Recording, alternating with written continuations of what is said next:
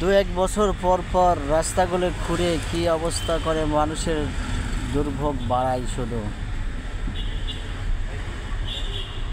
এগুলি এমনভাবে করা হয় যাতে 2-4 বছর পরে এমনি নষ্ট হয়ে যায়, আর বারবার করতে পারলে যারাই দায়িত্ব থাকে তাদের পকেটে টাকা যাইতে পারে।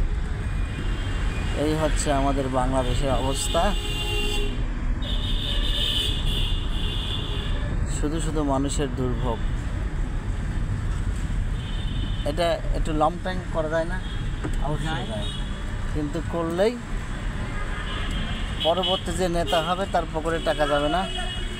খালি নেতা না, সরকারি আমলা ধামলা অনেকের পকেটেই টাকা যাবে না। এই কথা বললেই দোষ, তারপরে না বলে পারি না।